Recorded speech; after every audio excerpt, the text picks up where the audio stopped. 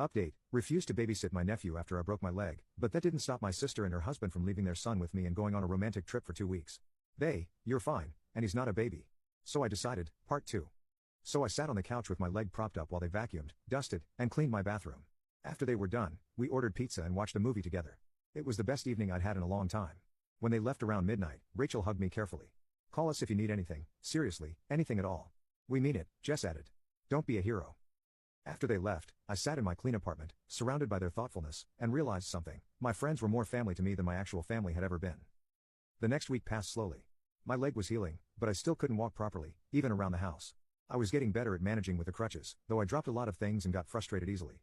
Work had been understanding, letting me do what I could from home. My friends checked in regularly, sometimes bringing food or just stopping by to keep me company. My sister and parents hadn't called again, which was a relief. I thought maybe they'd finally gotten the message. Then, exactly a week after my sister's first call, my phone rang with her number. Against my better judgment, I answered. Hey, Monica, she sounded cheerful, which immediately put me on guard. Diane, I said neutrally. So Greg and I are celebrating our 10th anniversary next week, she gushed. We've decided to go to the Maldives for 2 weeks. Isn't that amazing? Congratulations, I mumbled, unsure why she was telling me this. That sounds really nice. Yeah, it's going to be incredible. Anyway, we're leaving this Tuesday, and we've decided not to bother with a babysitter. Since you're at home anyway, you can watch Tyler for the 2 weeks we're gone. I nearly dropped the phone. What? Diane, I still have a broken leg. I'm not at home anyway, I'm recovering from a serious injury. Oh, come on. It's been, 2 weeks? You're fine. Tyler's not a baby, he just needs meals, some entertainment, and a place to sleep. No, I said firmly. I can't do it. I'm sorry, but I physically cannot take care of a 6-year-old right now, especially not for 2 whole weeks. She exploded. You selfish bastard. You're just lying around doing nothing while I need help. You've always been lazy, but this is a new low even for you. I was shocked at her venom. Diane, I literally broke my leg. Why can't mom and dad watch him? They're supervising the renovation of our house, she snapped. They can't look after Tyler at the same time. The pieces clicked into place. The renovation was more important than me, their injured daughter, and now it was more important than their grandson, too. Everything made sense now. I'm sorry, Diane, but I can't help you, I said firmly. You'll need to find someone else. You're ruining everything, she shouted. We already bought the packages. That's not my problem, I replied, then hung up before she could say anything else. Almost immediately, my phone buzzed with text messages from her. You're going to ruin our anniversary trip. We can't get a refund this late. Why are you being so selfish? I didn't respond to any of them. What was there to say? She wasn't listening to reason. An hour later, my mother called. I considered ignoring it but decided to get it over with. Hello, Monica, my mother's voice was shrill with anger. What is wrong with you? How could you do this to your sister? Do what exactly? Refuse to watch her child while I'm injured? You're sabotaging her anniversary trip with your laziness. I felt my temper rising. It's not laziness, Mom, it's a broken leg. Even with a broken leg, you should help your family, she insisted. Family comes first. That was rich coming from her. Really? Is that why none of you have checked on me since I broke my leg? Is that why no one has offered to help me? There was a moment of silence on the other end. Those are your problems, she finally said, her voice cold. Well then, Diane's trip and Diane's child are her problems, I shot back. Not mine. Please don't call me again. I hung up. The next few days were blissfully quiet, no calls from my family, no text messages. I started to think they'd finally gotten the message. I was wrong. Saturday morning, my doorbell rang. I wasn't expecting anyone, and my friends usually texted before coming over.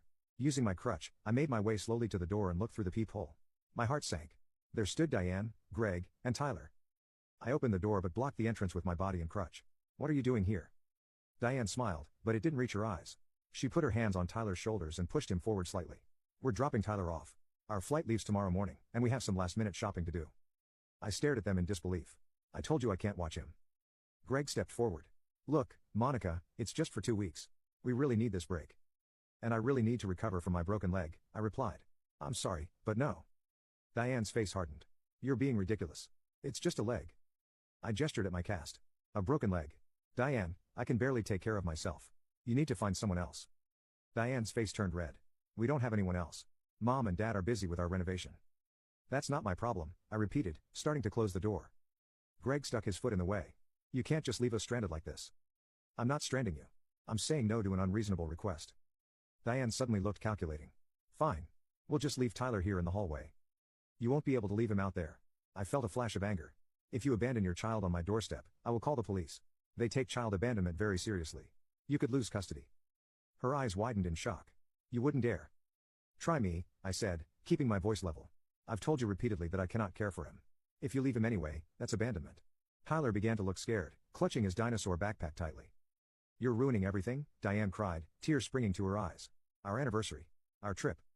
I refuse to be manipulated. You're the ones who planned a trip without securing childcare first. That's on you, not me. With that, I slammed the door shut. I heard Diane shriek in outrage from the hallway. You dumb bastard. She screamed, kicking my closed door hard enough to make it shake. I could hear Tyler start crying at his mother's outburst. You'll regret this. I watched through the peephole as they stormed off down the hallway, Tyler struggling to keep up with his mother's angry pace. When they were gone, I leaned against the door, my heart pounding. I'd never stood up to my sister like that before. I hobbled to the kitchen and made myself a cup of hot chocolate to calm my nerves. My hands were shaking as I stirred in the marshmallows. An hour later, my phone started ringing again. My mother. I ignored it. Then my father. I ignored that too. Then a string of text messages from both of them, which I didn't read. Finally, a lengthy message from my mother appeared.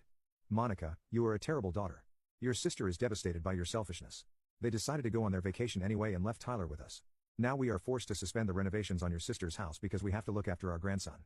This is all because of you and your selfishness. From this day forward, we don't want any contact with you. You are no longer part of this family. I read the message twice, then let out a laugh that surprised even me. They were cutting me off? That was supposed to be a punishment? I felt a weight lift from my shoulders. Without hesitation, I blocked all their numbers, my mother, my father, Diane, and Greg. It was surprisingly easy to tap that block button, like cutting away a tumor that had been growing for years. You can click on share more to see if there is a part 3.